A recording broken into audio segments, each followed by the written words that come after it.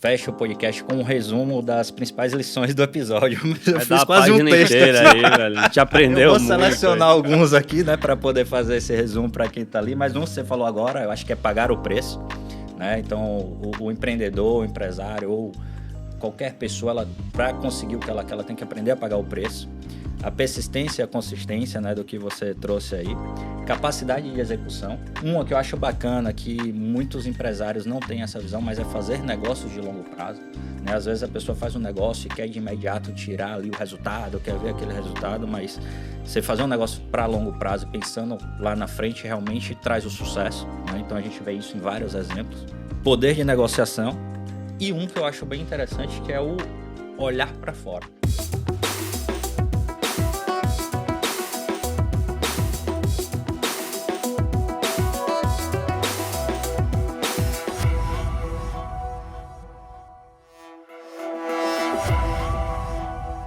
Bem-vindos a mais uma edição do podcast O Legado. A gente está aqui hoje com um convidado especial, um cara que tem uma jornada maravilhosa para contar para a gente, com bastante desafios. Ele que é formado em administração, vem da família aí da Clivale, uma empresa da área de saúde que já tem mais de 84 anos de tempo de negócio, mais de 30 especialidades médicas, faz exames, procedimentos, terapias, né? Tem uma gama de serviços. Além disso, ele tem um currículo aqui de empresas, né, que ele toca, que Clivale Mais, hoje ele é sócio-diretor da Clivale Mais, ele é sócio-diretor do CHAP, uma plataforma de tecnologia na área de saúde, sócio-diretor do D7 Beach Arena, que é uma arena de beach tênis. Isso. A VB Farm Residence, que aí ele vai explicar para a gente aqui o que é um pouco, e o Café Jornal. São muitos negócios, a gente vai querer conhecer um pouco de cada um deles, conhecer um pouco da sua história.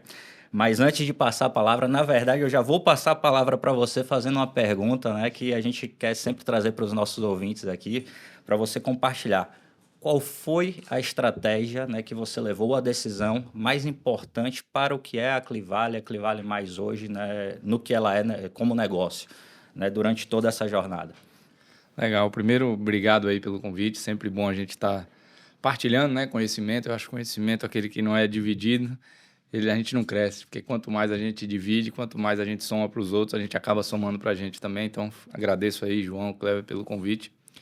E falar assim, respondendo sua pergunta logo de cara assim, eu acho que assim, na minha cabeça tem três momentos muito importantes que aconteceram na Clivale que eu acho que contribuiu para a gente estar onde a gente está hoje.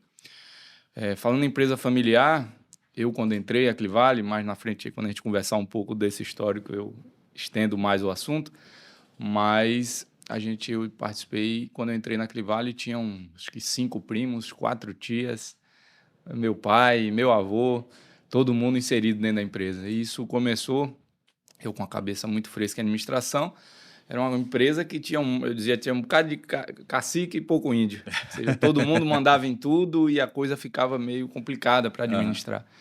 Então, uma decisão importante foi quando a gente decidiu dividir a empresa em dois e separar um pouco essa gestão para que cada um pudesse se dedicar. Então, acho que essa foi uma decisão muito acertada. Isso foi em 2003. Bacana. Estamos falando já de 22 anos que isso aconteceu.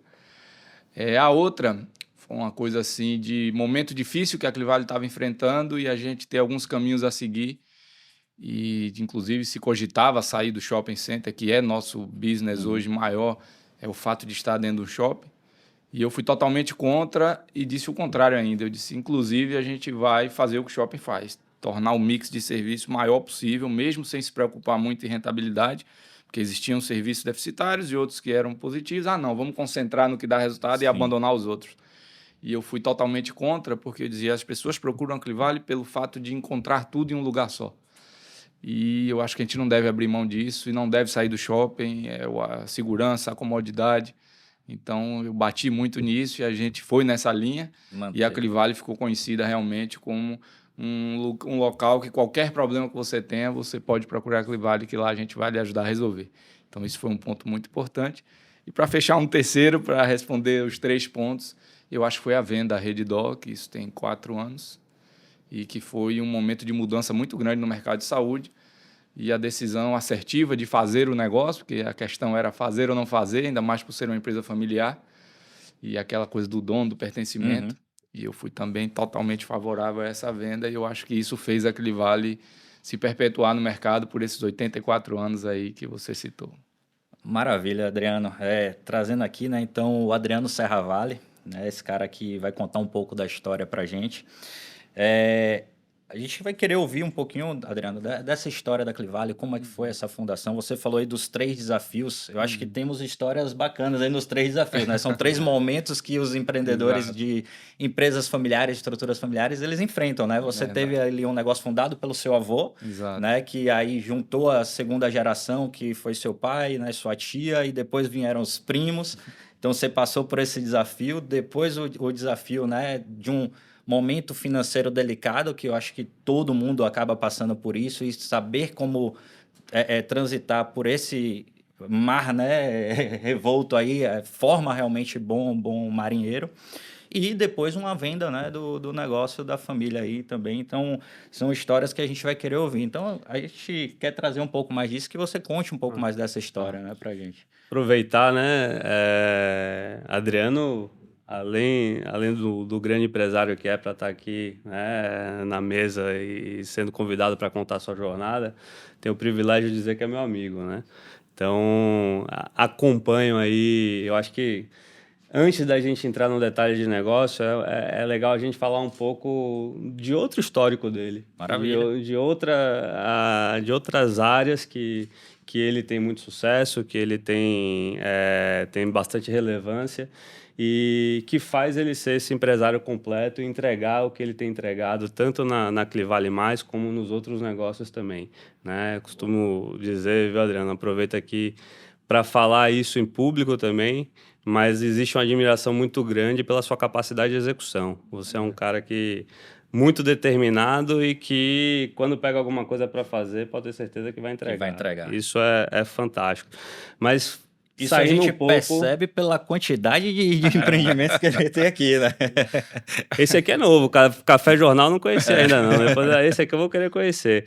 Mas Adriano, ele tá durante alguns anos aí entre os melhores da Bahia no beach tênis na categoria 40 a mais, né? Isso aí Um atleta de ponta. atleta de ponta, um cara que tá sempre, porque assim, Ele que tá te ensinando? ele que me ensinou, ele sabe disso, ele que me ensinou.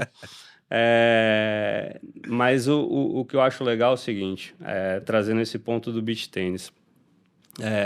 Uma coisa é você conquistar o primeiro lugar, outra coisa é você permanecer no primeiro lugar, é outra história, né? E eu vejo muito essa característica em Adriano de persistência, de perseverança, de constância, né? Então a gente começa a trazer vários elementos aqui que todo empresário precisa ter, todo empreendedor precisa ter, através de uma característica que a gente vê no esporte em relação a ele, né? Além disso, ele hoje aí super reconhecido também pelo Aras Vaca Branca, que é um dos business dele aí, né?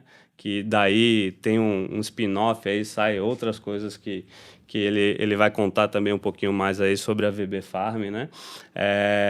E ele tem a família e ele tem uma grande tradição na vaquejada. Então, Maravilha. toda vez que eu encontro alguém e a gente pergunta, você conhece Adriano Serravalli?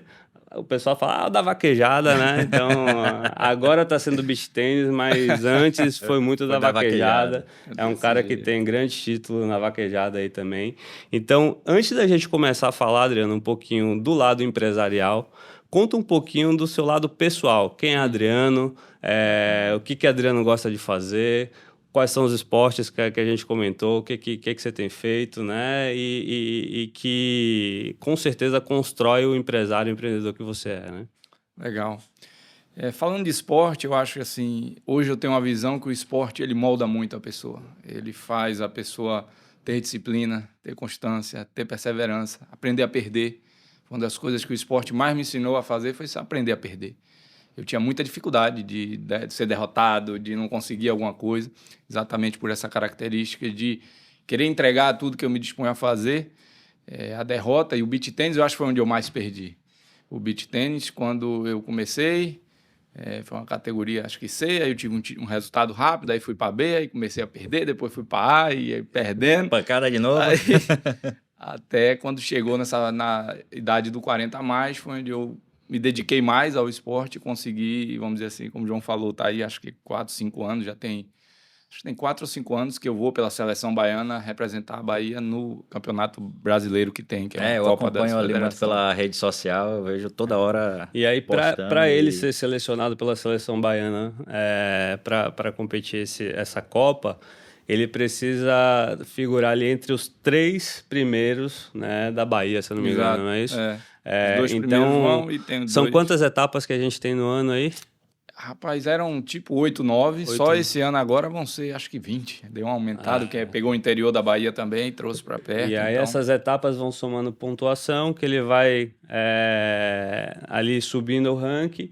E assim, da mesma forma que é bom ter muitas etapas, porque ele consegue pontuar mais, os outros também conseguem, né? Então, dá chance para aquele evento que ele não consegue ir, porque aí ele tem que fazer essa junção da vida empresarial com a vida de atleta também, porque o cara tá viajando para Teixeira de Freitas, Vitória da Conquista, para vários lugares, para poder garantir que ele vai para a Copa no ano, né? Então, assim, existe um comprometimento muito grande também atrelado não só a performance dele no esporte, mas também um compromisso de agenda, né?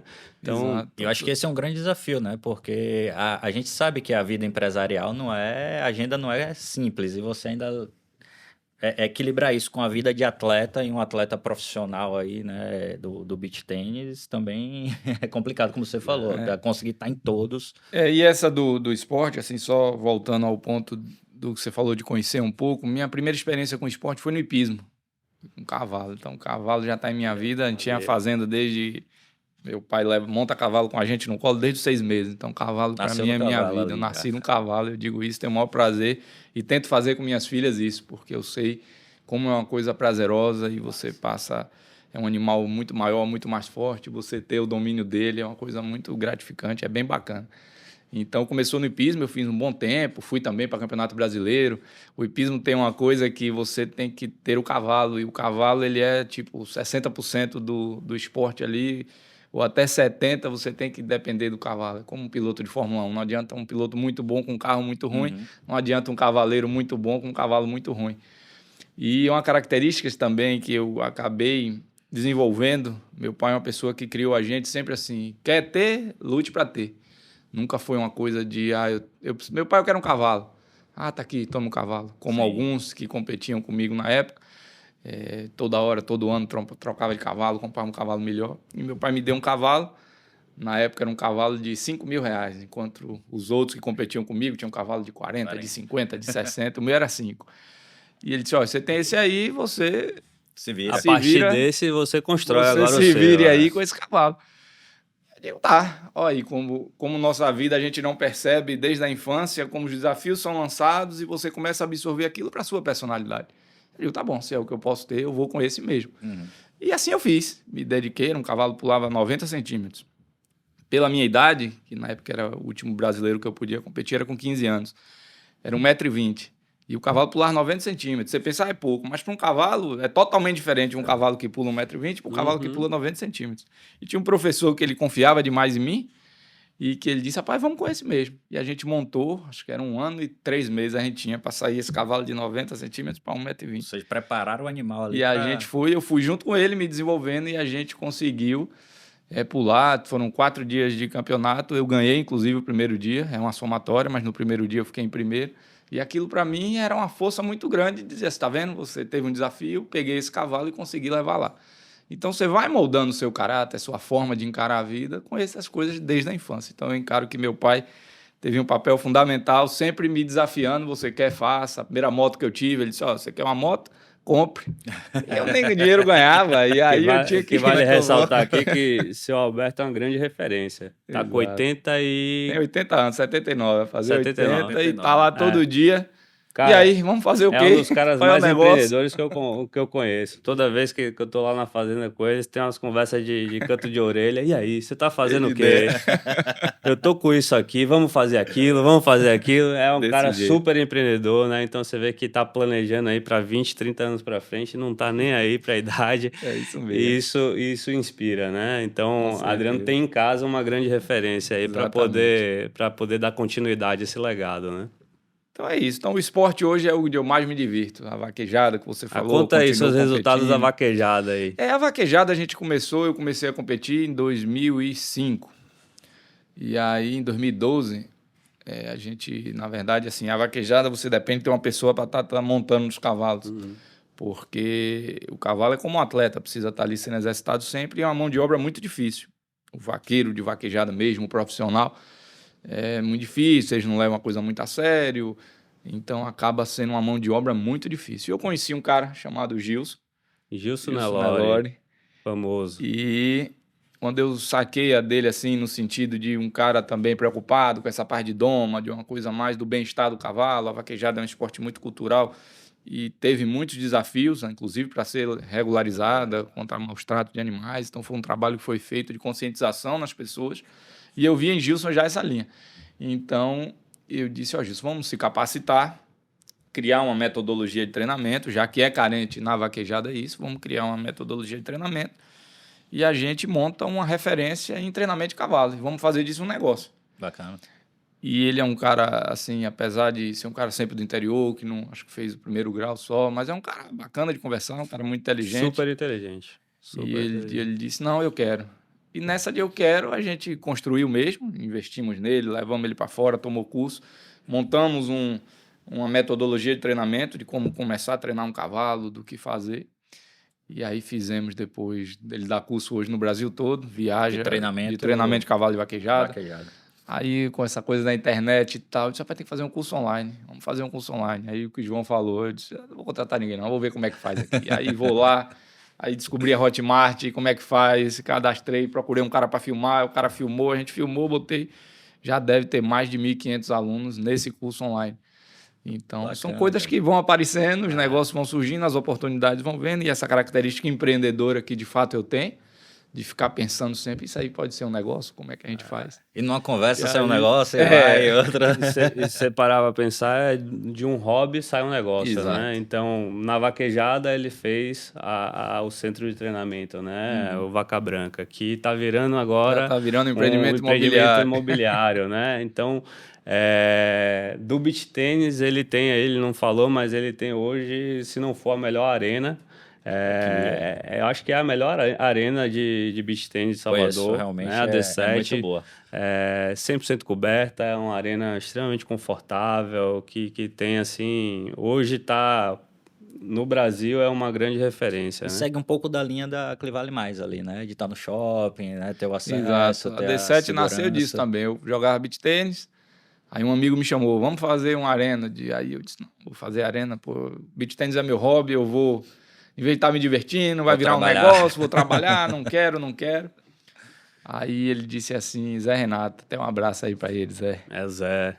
Ele vai se emocionar, viu? Ele é emocionado. Zé Renato, ele vai chorar com essa homenagem a ele aí. Boa. E ele disse, vamos comigo, só pra você olhar, era um lugar onde é a BB hoje, que até tem uma arena hoje, mas ele me chamou pra montar a arena na BB. Lá na... Aí ele me levou, eu mostrei o espaço, ele disse, eu tô pensando em fazer as quadras aqui e tal. Aí eu falei, não, velho, tá tudo errado. Ali não pode ser não, o sol, você vai botar as quadras de frente pro poente, ninguém vai conseguir jogar depois de 4 horas, a quadra tem que ser em outra posição, essa área daqui é muito melhor. E ele ficava me olhando e eu dizia, não, rapaz, faz desse jeito aqui, vai por aqui. Beleza. Aí ele agradeceu, eu voltei para casa. Rapaz, quando eu cheguei em casa, fui pro computador, desenhei como é que tinham que ser as quadras, aí já bolei, não tem que ser quadra coberta, para ser diferente. Passei trancado lá no escritório, minha esposa que conta essa história.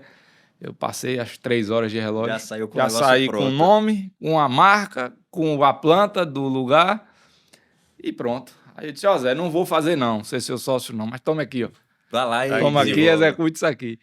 Aí ele se acabou de rir, você é maluco, rapaz, não posso ficar sem você, tal. Eu disse, eu vou pensar. Aí conversei de novo com a esposa em casa, disse, não adianta, você é isso aí. Não adianta você querer é seu hobby, vai virar um negócio. Mas você faz isso de tudo que você se mete e acaba Vira virando ali um negócio, negócio. Faça seu negócio e tal. Só que aí eu falei, eu já estava vendo, essa coisa do beach tênis é um esporte que realmente cresceu muito no Brasil, mas começou a surgir arena em toda esquina, 2 quadrazinhas aqui, uma quadra ali, outra ali, outra ali. Se eu for fazer mais uma, daqui a pouco vai fechar, porque não tem como. Como tudo que é com a febre, que eu acho que o beach tênis foi uma febre, mas se mostra um esporte que tem condição de continuar, com alguns ajustes, claro, como todo mercado. Mas eu disse, não, vamos fazer, se for fazer, vamos fazer a melhor. E é a mesma história, bati na porta do shopping e disse, quero fazer uma arena de beach tênis aqui. Aí a primeira resposta que eu tive do cara, ele disse, porra, já tem uma pessoa. O cara já vai explorar aí no estacionamento ali, acho que era o B, um daqueles lá de baixo, descoberto, e ele vai fazer, ele trabalha com evento e tal. Aí eu fui para casa, peguei lá que eu sabia onde tinha uma área, que é onde é a D7 hoje, é no estacionamento lá em cima. Aí peguei a planta, pedi a planta, ele me deu. Fiz a mesma coisa, fiz a planta. Ele mesmo fez o projeto. Fiz o projeto todo de como ia funcionar. E aí fiz a logomarca D7, o nome do estacionamento é D7. Sim. Aí é o estacionamento D ali, o 7, o D7, o 7 do tênis, do beach tênis. Sim. Aí fiz tudo, deu 2 dias, eu bati lá de novo e disse, velho, o que eu quero fazer é isso aqui. Aí o cara olhou, nem acreditou, né? Ele disse, ele rapaz, desse jeito aí, vou fazer assim, vou mexer aqui, vamos fazer. O outro nem chegou com a apresentação para mim. Conversa, então, rapaz, o seu tá pronto, monta. Em pouco tempo tava lá a arena sendo construída e a gente fez. E hoje é, como o João falou, sem dúvida nenhuma, a melhor estrutura aqui de Salvador e folgada entre as melhores do Brasil. Eu tenho certeza que a D7 está mesmo. Uma coisa que eu queria ressaltar, e é importante falar desse processo da D7, e você vê uma característica em todos os negócios dele e da família, né? A Clivale tem 84 anos, né? Exato. Então, o negócio está chegando a virar uma empresa centenária, né? Eles estão muito focados em longo prazo. Né? E uma coisa que você falou uma vez para mim, eu guardei, e a gente está vendo o resultado agora. Ele falou, rapaz, eu vou fazer esse negócio para as crianças, para os mais novos. E aí ele encheu a arena de criança, velho. Porque eu quero ver criança, eu quero ver menino jogando, eu quero ver gente... Os grandes deixam jogar em outro lugar e menino. E a gente vê na arena crescendo em menino. Já pensando hoje, na geração eu vi futura. agora recentemente isso. A equipe da D7, que é treinada na D7, tá entre os melhores do Brasil da categoria, né? Um campeonato infanto-juvenil, ganharam categorias, ficaram vários em vice. Então, a equipe que a gente criou, que é o NAR, Núcleo de Alto Rendimento, é o NAR, e a gente criou isso para as crianças, e eles foram em São Paulo, a gente fica sempre naquela dúvida, né? Pô, estão ganhando tudo aqui na Bahia, mas será que se for lá para o meio de onde estão o pessoal de São Paulo, que é muito forte, e eles mostraram que estão nível, inclusive ganharam, eles foram vice em cima de outros que já jogam também há muito tempo, então tá dando super certo, e realmente hoje... Eu acho que é o segundo, a faixa etária que tem mais aluno na D7 é a galera ali, a meninada de 9 a 14, 15 anos. No final do dia, quem paga a conta, irmão. Não tem jeito. jeito. Que vai fazer o beach tem que continuar, entendeu? O pai vai investir. Você falou para que o beach ele possa continuar. Ele precisa você da nova geração. Já a nova geração para já ir se acostumando com esse esporte. O tênis fez isso. Trazer a tradição do tênis, né? Exato. Tudo isso, então, sem dúvida. As crianças não têm esporte que continue. Você vê que é um pensamento de longo prazo, né? Porque se ele tivesse preocupado em encher a arena, cara, ele tinha colocado qualquer adulto, um lá, qualquer um que então, quisesse. Isso eu gravei quando você falou, e quando eu vi o resultado, eu falei, rapaz, Adriano... É desse jeito. Jogou direitinho aqui, porque ele... Isso é fruto, né? É fruto desse resultado, desse investimento que vocês fizeram na arena em apostar na nova geração, né? E não apostar numa geração que ia quem já jogar já tem por 40, jogar. já tem 50, a tendência é que ele vai diminuindo. E se não sim. tiver os novos, quem vai jogar? E não tênis, fica tão entendeu? competitivo, né? A pessoa que está mais velha, ela Exato, chega num momento naturalmente, uma que lesão, vai uma só coisa. jogar. Ela vai para jogar. É uma atividade física, né? Exato. E um hobby E ali, o mais do que uma objetivo competição, do que nem é tanto. O play é uma coisa que acontece, que é o jogo ali sem aula, né? Mas o que fecha a conta vai ser a aula, cara. É o que vai trazer recorrência, é o que vai trazer faturamento recorrente para ele. Então, você vê que esse olhar de longo prazo, né? Esse olhar de, tipo assim, de perpetuar o negócio e não ser um negócio que vai encher o bolso só no curto prazo, tá intrínseco nos negócios dele, né? Adriano é o menzinho da Bahia? É o Menzinho, Como é aquele... o Fausto. Não, É o Fausto. Ora, meu. tem nada a ver. É o Menzinho, é pegado. Eu já mandei alguns vídeos pra ele.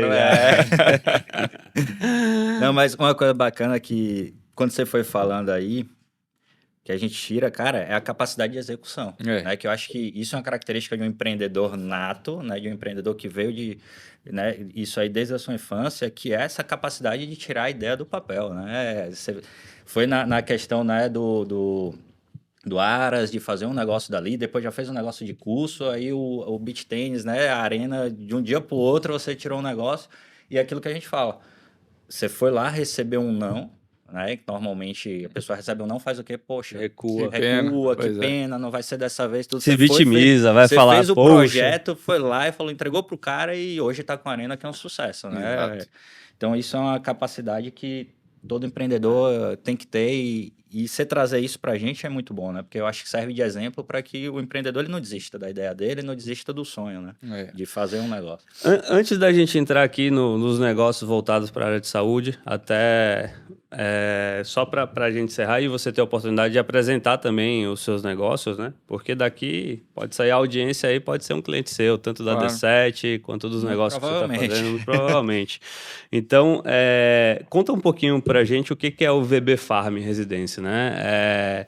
Que está atrelado lá ao Aras, a todo esse estilo de vida, né? Onde ele acabou desenvolvendo mais um negócio. Isso nasceu também, foi uma ideia que eu tive no seguinte sentido. Tudo a gente vai levando da nossa vida e tentando enxergar oportunidades, eu pelo menos sou assim. E a fazenda é um lugar que a gente adora. Meus pais amam quando a gente vai para a fazenda. Somos 3 filhos homens com 6 mulheres. Não tem um neto, só neta. E a gente acompanha aí com amigos, com tudo, como está essa criançada hoje, com tela, com a cara em celular, cada vez interagindo menos, fazendo menos esporte. Então, isso é uma coisa que me chama a atenção e que eu sei que vai sempre existir uma demanda para ir de encontro a isso, porque a gente vê que isso não é saudável, vê que isso não está dando certo para as crianças. Tem alguém vendendo remédio, né? E você quer vender esse remédio. Então, a gente tem essa fazenda, que é um local muito perto de Salvador, são 140 quilômetros, pista dupla quase até lá a porta, é BR-324, BR-116, que é toda duplicada. É na beira de uma barragem, onde a gente anda de jet ski, eu ando de kitesurf. Kitesurf é outro esporte que eu faço também, estou levando o João agora, vai fazer. Tá me levando também. Você vai também? O cara é muito esportista. Vocês vão gostar, é muito bom. Então lá eu ando de kite, ando de wakeboard, boto minhas meninas para puxar em boia, em coisa. Então a gente se diverte muito naquele lago ali. Bacana. E as meninas estão crescendo. E tem essa coisa do cavalo, da gente ter virado uma referência em treinamento de cavalo. Te falo que quem gosta de cavalo hoje está cada vez mais difícil ter uma fazenda, por insegurança. Você hoje tem uma fazenda, gosta de cavalo, mas sua fazenda é a 300 quilômetros daqui de Salvador, você tem seu cavalinho lá, você vai para lá a maioria das vezes sozinho, chega lá, fica com medo de dormir, quer ir embora. Então começou também a ter, nas pessoas que nasceram na fazenda, elas perderam a oportunidade de viver um pouco o campo. A insegurança, eu acho que a insegurança é um ponto que começa a pesar muito. Eu sinto um pouco isso, porque eu também, meu pai, né, sempre teve fazenda, tudo, e hoje, a fazenda era só cerca, né, tudo aberto, hoje não, é tudo fechado, tudo justamente por essa insegurança. Então, essa insegurança, aliada a essa característica das crianças precisando viver mais o campo. A gente tem um lugar que pode ser uma casa de praia junto com a fazenda, porque lá, como eu digo, a gente tem lancha, jet ski, então é uma coisa que tem o mar, entre aspas, e o campo. Então, a gente tem essa questão do treinamento de cavalo, que a gente é muito forte na vaquejada. Tem outros esportes atrelados ao quarto de milha, que é a raça que corre vaquejada, tem o timpene, ranch sorting, que são modalidades outras que muita gente pratica e às vezes não tem nem oportunidade de onde fazer. Eu disse, rapaz, não, vamos. A fazenda não é rentável hoje, porque é uma fazenda relativamente pequena, que você não consegue ter alto giro ali para produzir algo que dê retorno, então vira só um centro de despesa. E eu vendo as meninas minhas, quando tiverem 15, 14, 16 anos, será que elas vão querer ir para dentro do campo e ficar lá isolado? Eu enxerguei primeiro esse problema. Perfeito. E eu levei meu pai, é o seguinte, a gente precisa resolver alguns problemas. Um, das nossas meninas precisam querer vir aqui. Para ela vir aqui, a gente tem que tornar isso aqui atrativo. Eu lhe pedi para investir aqui, para a gente fazer um mega galpão de baia, uma marina, coisa. Eu não vejo, a gente vai pegar mais dinheiro e transformar o centro de custo ainda mais caro. Então vamos tornar isso um negócio. Vamos fazer um condomínio rural, no sentido de ter totalmente voltado ao campo, com essa coisa do lago, unir as duas coisas. A gente faz uma segurança, porque mura tudo lá, bota câmera. Hoje tem muita câmera que ajuda muito essa coisa de segurança. E a gente monta um condomínio onde a gente vai ter um centro de treinamento para cavalo. O cara tem cavalo, bota lá para treinar, pratica o esporte dele, tem pista dessas modalidades todas que eu te falei. Ainda tem uma pista de marcha, que a gente também enxergou esse pessoal do Manga Larga, que também gosta muito. Então a gente vai ter todo o complexo equestre. A gente tem um clube, que aí tem a piscina, academia, a mulherada quer malhar ali no fim de semana, então tem academia, tem o salão de jogos. Os esportes, tudo, né? Então tem os esportes, o que e vale tem a parte ressaltar ainda é que não é um projetinho assim, não. É um projeto de um escritório renomado aqui na Bahia, a GAN, né? Que eu acho que tudo que a gente para fazer, eu acho que se fizer bem feito, você tem muito mais chance de dar certo. Perfeito. Eu não acredito naquilo que você vai... E aí fica realmente para quem está ouvindo dizer assim, se você vai fazer uma coisa, faça bem feito. Porque quando é a coxa de retalho ali, eu vou fazer pequenininho aqui para ver se dá certo, já nasceu errado. Porque você já vai com um pé no freio, acelerando e freando ali. E uma característica do empreendedor que eu acho que é muito forte é a coragem. Não tem como o cara ser empreendedor, ele não tem coragem de fazer as coisas. Porque ou você tem e realmente se dedica, dá errado. Adriano, você já fez coisa que dá errado? Claro que já. Todo mundo erra e tem momentos que a gente...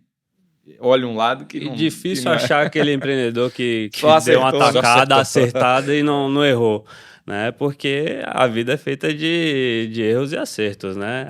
Eu falo, a balança tem que fechar positiva. Então, assim, você não precisa ter vergonha, você não precisa ter vergonha de ter errado, você não precisa ter vergonha de ter falhado. Pô, eu abri um negócio e não deu certo, paciência, mas eu abri outro que deu muito certo. Fazendo comparativo com o esporte, quantas vezes você perde para poder ganhar?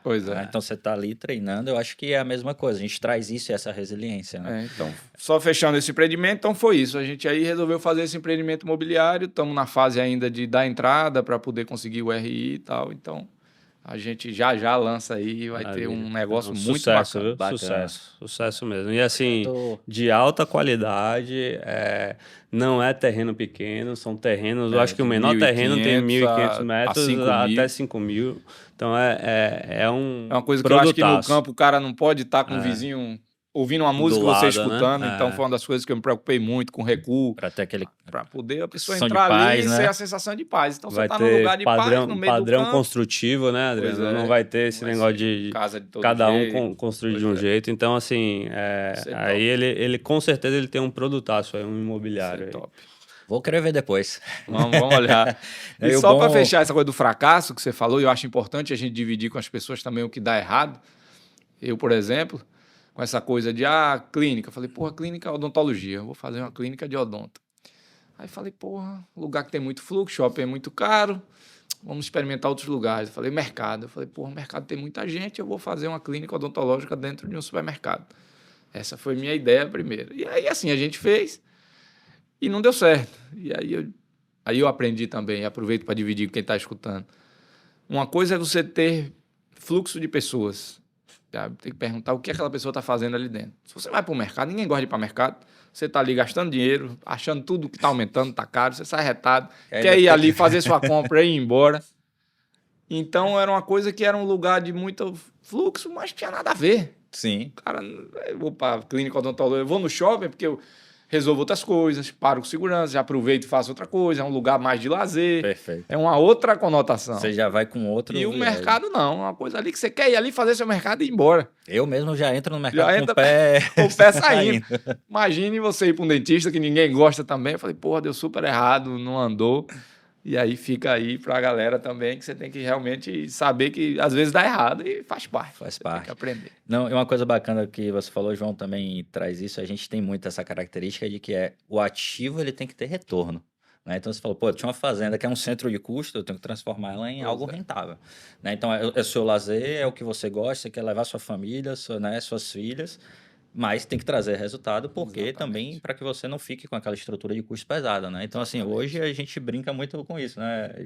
Ativo tem que ter retorno, né? Não dá para ter um ativo a ser uma casa, Você ser tem alguma uma coisa, casa tem de que fazer praia. Cara, retorno, como é que você cara. vai fazer essa casa de praia dar dinheiro? Vai Tem fazer que dar ser a retorno. cabeça... E Se dá, não for sua velho. Se você residência e tiver moradia, ideia, dá. Dá, pô. tá Você boa. faz Sem isso. dúvida, eu faço isso. Entendeu? Né? Você consegue Comecei curtir sua assim, praia, fazer suas pra ter, coisas. pra, E ainda pra bota ter, pra se pra pagar. ter acesso ao Exatamente. meu hobby, eu tive que fazer com que ele se pagasse. Então, Exatamente. assim, e aí eu trouxe para mim isso como uma cultura mesmo. Né? Então, tudo que eu faço que não é de primeiro uso, tipo assim, a minha casa. Até minha Vai casa, às alugar. vezes, eu fico pensando. Você não dá alugada, né? Até minha casa mesmo, eu fico pensando no meu apartamento e falo, como é que eu posso ganhar dinheiro com isso aqui? Aí Vanessa fica louca, né? Porque, e aí, se vender, a gente vai morar onde? Eu falei, não, eu te arrumo outro Arruma outro lugar. lugar, né? Né? Você arrumou Então, uma, outra. mas eu acho que a mentalidade do empreendedor tem mudado bastante, porque antes o empreendedor vivia muito de ego, né? Ah, eu não vou alugar minha casa, não, porque só eu que uso. Quando você tiver dinheiro, você vai ver. Eu falei, tá bom, então deixa aqui, tornar o meu ativo rentável, né? Deixar de ser. Eu vou fazer esse negócio girar. E eu não me arrependo, cara, porque é algo que no final do dia, aquela receita lá que eu gerei, eu posso fazer uma viagem diferente com minha família, posso fazer qualquer outra coisa que a conta tá paga, né? Perfeito. Então, isso é uma mentalidade que vem sendo construída muito nos empreendedores aí da atualidade, justamente para você olhar para o que seria um passivo, o que seria um ativo de consumo, ele vira um ativo de rentabilidade, né? É ROI o tempo todo, olha. Perfeito. É isso, porque às vezes você tem, né, atividades de lazer, você tem uma casa, e tem um barco, tem algum outro coisa, e aí o pessoal fala assim, e ainda principalmente a nova geração fala isso, não, eu prefiro alugar do que ter e tal, tudo, mas se você vai pela característica que se você tem e você aluga e você gera rentabilidade, você Exato. sai disso, né? Exatamente. Então você não fica preso àquilo, você pode curtir, como o João falou, pô, tem uma casa, mas eu alugo e vou viajar para outro Pois lugar é. com a renda dessa casa, né? Então vai E aí, poder beleza, curtir. quando não quiser alugar, não aluga. Não Bloqueia aluga. a data lá, faz E qualquer usa outra quando coisa. quiser. Justamente. Exatamente. Mas é isso, cara. Conta agora pra gente um pouco, né, dessa história da Clivale, do negócio de saúde. A gente já passou pelos outros negócios aqui. Depois você vai trazer o Café Jornal, que é o novo, que a gente não conhece ainda. Esse aqui eu não conheço aí. Mas traz um pouquinho pra gente, né, da história da Clivale, como é que começou, como é que foi essa fundação e sua transição, processo sucessório, né? Como é que você entrou no negócio de fato. Certo. e O como foi isso aí. primeiro ponto é o que todo mundo quer saber. Como foi a transição de separar uma empresa familiar fundada por seu avô, né? Como foi lidar com isso e ser o intermediador ali entre as partes, né? A Clivale, ela nasceu de um consultório na Calçada, né? O bairro que na época era 1941, quando a Clivale foi fundada. A Calçada era o centro de tudo ali. Era onde funcionava a cidade, né? Então, meu avô médico, muito... eu digo que ele era tipo um estudioso mesmo, né? Ele não tem nada de administrador, não tem nada de gestão. O negócio dele é ser médico. O que ele gostava na vida era isso. Então, ele montou um consultóriozinho dele lá na Calçada, e daí veio meu pai, eu tenho 3 tias, e vieram os filhos, e eles ampliaram aquilo que era um consultóriozinho, virou uma clínica com mais especialidades, e cresceu dali na Calçada. E seu pai é médico também, né? Meu pai é médico, minha mãe é médica. Família... Sua mãe atende até hoje, né? Oftalmo, Atende. né? E acho que não pode parar não, e tá certo. Tá Só certo. quando Com para, certeza. a cabeça vazia. Fica vazia, né? Não pode. E dá até para acompanhar meu pai, que como o João falou, não para. Então ela continua atendendo. Então dali a Clivale foi crescendo. E em 89, meu pai, aí o que a gente herda e o João estava falando, meu pai teve a ideia pioneira de montar uma clínica dentro do shopping. Não existia no Brasil clínica dentro do shopping. A Clivale foi a primeira clínica a se instalar dentro do shopping center. E ele queria de início uma academia, voltada mais à parte de cardiologia, que é a dele. A ideia dele era essa, uma academia com esse suporte da cardiologia. Mas depois ele resolveu que seria uma clínica mesmo completa e alugou uma área lá no shopping, onde a gente está até hoje. Então tem essa história aí de ser a primeira clínica instalada dentro do shopping. 35 anos. Né? E aí eu quando estava com meus 17 anos, né? Para resolver vestibular e tal, o que vai fazer. Na minha época, vocês são mais, acho que são mais novos que eu, na minha época só servia fazer medicina ou direito. Essa era a regra básica de qualquer bom aluno, era fazer essas duas, fazer, né, uma dessas duas profissões. E meu pai tinha certeza que eu ia ser médico. Bom aluno, tá, vai ser médico. Família toda de médico. Família toda de médico. Eu digo, era o que eu não... eu tinha certeza, só o que eu não queria era a parte de medicina. Não é? Eu tinha essa coisa com administração. Já tinha, gostava de jogar jogo de videogame. Minha cachaça era jogo que tinha que administrar alguma coisa. Administrar fazenda, qualquer coisa. O negócio era administrar. Então eu já sentia muito isso e disse, meu pai queria fazer. Foi o primeiro desafio para mim, foi convencer não, né? Foi comunicar e claro que eu ouvi de meus pais que eu queria fazer administração. Aí já foi uma resistência grande, mas no fim, hoje eu acho que eu posso dizer que deu certo e eu tenho certeza de conversar com ele, mas foi bom. Foi uma boa escolha. Foi uma boa escolha. Então eu estava em administração e na cabeça de meu pai, eu não era para ir para empresa familiar e tal, mas você tem que viver outros mundos. Você não tem que vir aqui para dentro, você vai fazer sua carreira em outro lugar. E aquilo foi um primeiro choque para mim. Eu disse, porra, não vejo sentido. Se um negócio é da família e eu posso contribuir para aquilo ali, para administrar aquilo ali, por quê eu ter que viver minha vida completamente coisas, né? De outra forma? Mas ele teve essa resistência no início. Eu acabei, quando eu estava fazendo faculdade, fazendo um estágio numa empresa de ótica. Os caras queriam me contratar, eu trabalhava todo turno, estudar 10 horas da noite, trabalhar de 8 da manhã às 7 horas, vou estudar que horas e tal. Eu disse, para mim não dá, só dá meio turno e tal. E aí, fiquei um tempo parado, quando eles queriam me contratar, eu disse que não iria. E aí, minha entrada na Clivale, que é isso assim, foi uma coisa assim, meio... não estava conseguindo outras oportunidades. Eu sempre querendo ali a Clivale, por mim eu não ia para lugar nenhum, eu só ia para a Clivale. Até que foi implantar lá um sistema de custos e eu fui como estagiário da Clivale. Pronto. Na minha cabeça, eu botei o pé. Eu sou estagiário da Clivale. E aí começou a minha vida lá dentro. E eu acho que é legal a gente partilhar isso, porque de fato é um desafio muito grande, uma empresa familiar. A gente pode achar, quem está de fora, que não vive isso, pode achar a coisa mais fácil do mundo. Seu pai é dono daquilo ali, você vai. E eu lhe digo, de coração e pelo que eu vivi, é muito difícil você... É mais difícil do que você tiver no mercado. Exato. Eu não tenho experiência assim no mercado, mas o que eu vivi, eu sei que não é uma coisa fácil. Eu vou contar um pouco a você assim para vocês entenderem. Então, eu entrei como estagiário. Até aí, tudo bem. E aí, mas meu pai ficava, você não vai ficar aqui. Até que um dia que eu disse, meu pai, por que eu não vou ficar aqui na Clivale? Ele disse, porque esse bolo aqui, eu já como desse bolo e não tem como eu tirar uma fatia desse bolo aqui para lhe dar. Eu digo, beleza. O bolo tem que tamanho hoje?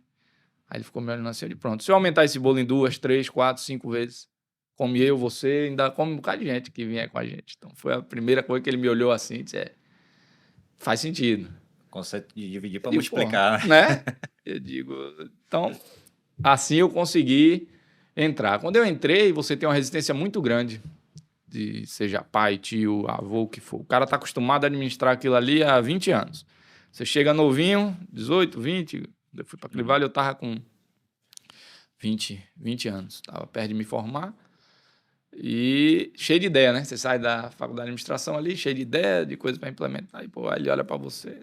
Daí, isso aqui, quem sabe sou eu. Isso aqui... Passei só tantos anos. O que é que você... Então, você tem logo essa primeira, isso é clássico.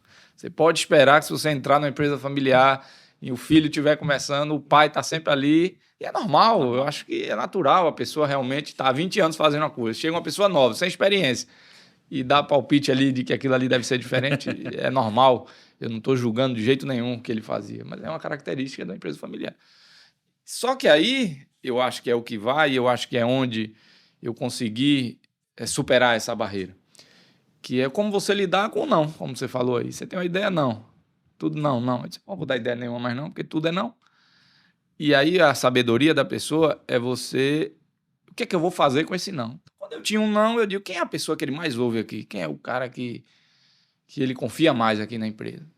Aí tinha lá um gerente financeiro.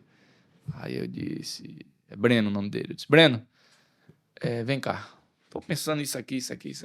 Pô, legal e tal. Eu digo, agora faça o seguinte, diga que foi você que teve essa ideia, porque...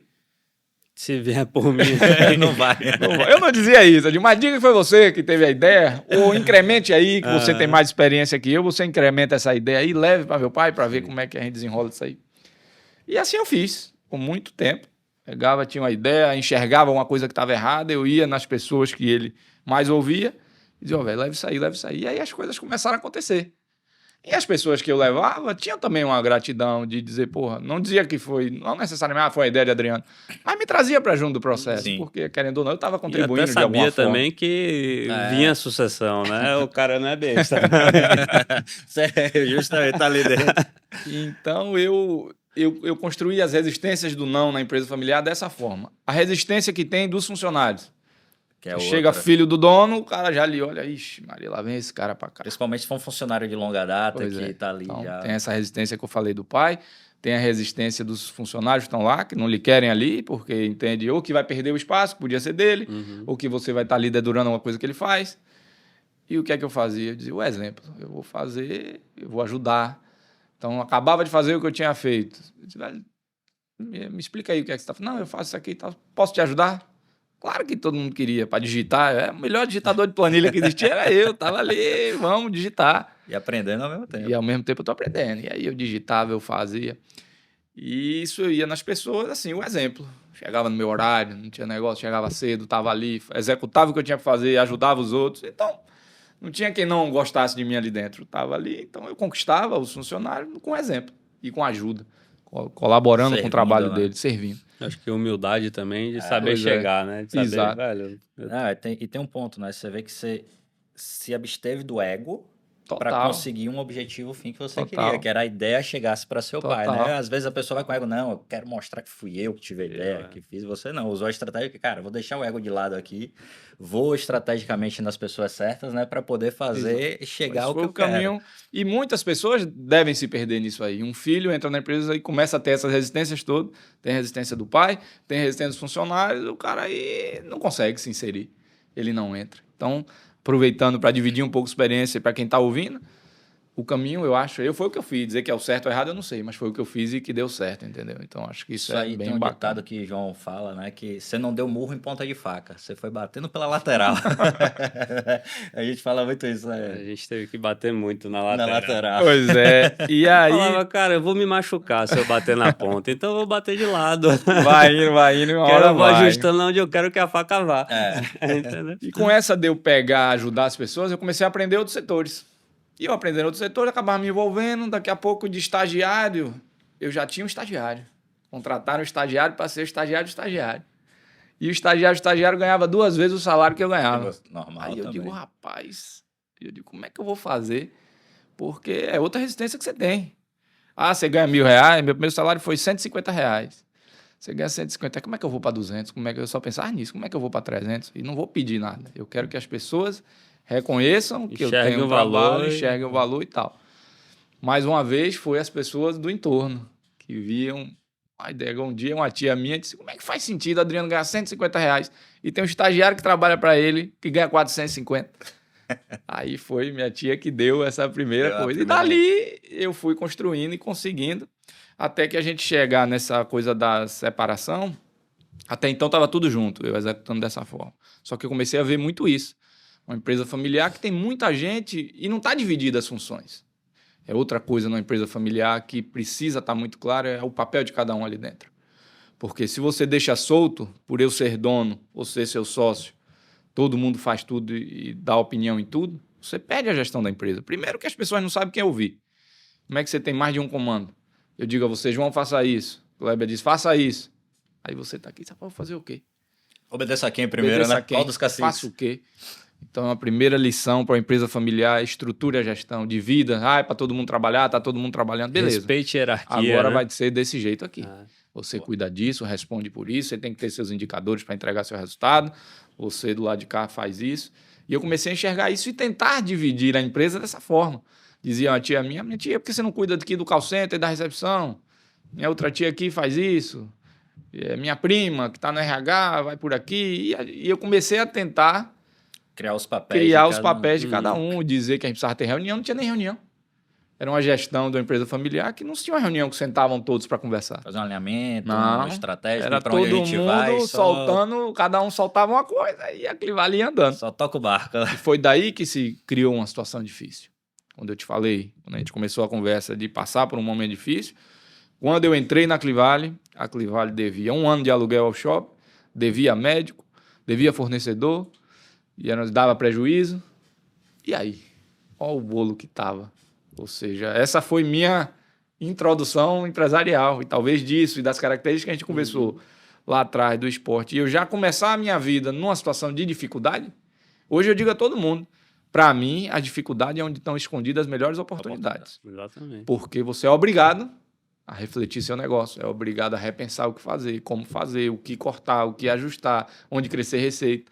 Porque se eu chegasse lá, talvez, numa empresa que estivesse rodando redonda, com resultado, talvez eu não fosse quem eu sou hoje, talvez eu não tivesse essa capacidade de execução que a gente conversou, porque tudo é forjado à medida que os desafios são apresentados a você, né? E você vê que isso é um reflexo do como era a gestão, né? Você tinha cada um dos sócios, cada um dos familiares ali remando para uma direção. Pois é. Provavelmente ali o barco ficou rodando no mesmo local, aí não saiu do lugar.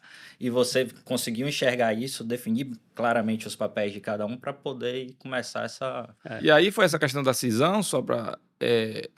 da separação, quando eu falo cisão, dividir mesmo, mas dividir e convencer meu avô, o fundador, de que a empresa ia ser dividida e que os filhos iam cada um cuidar de uma empresa diferente. Seu avô então era vivo, então, Meu avô era vivo. nessa época. Meu avô era E ele vivo. fazia parte também do negócio? Ele ali, não se envolvia na gestão, né? Por aquela característica que eu falei, mas ele atendia ainda como médico, tinha os clientes dele e tal, mas já devia ter uns 80 anos. E ele estava ali também atendendo. Seja uma característica da família. É. Né? Então você tem que convencer seu avô também. Disso, Convencer né? meu avô. E uma vez eu me lembro, ele ia toda tarde, ele ia lá na minha sala. E ele dizia, mas meu filho, uma vozinha mansa assim, mas meu filho, como é que a gente vai dividir uma empresa que eu construí?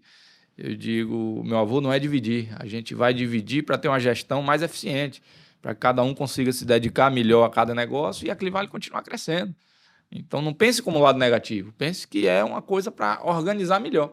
Porque realmente era difícil organizar, as pessoas aceitarem cada uma só executar uma função. Então, a separação foi uma coisa que veio como uma solução de, já que a gente pensa diferente, cada um tem uma visão, vamos dividir e cada um toca. E assim fez. E dividiu por unidades. Como é que ficou Eram duas unidades. já eram duas unidades. Da Bahia, Shopping da Bahia e a da Calçada. Aí vocês ficaram com o Shopping da Aí Bahia. ia ficar meu pai e uma tia minha na do Shopping da Bahia e as outras duas tias na Calçada. Só que a situação do Iguatemi era mais complicada, porque lá era aluguel, a shopping devia 1 ano. Já devia 1 ano de aluguel, a outra era prédio próprio.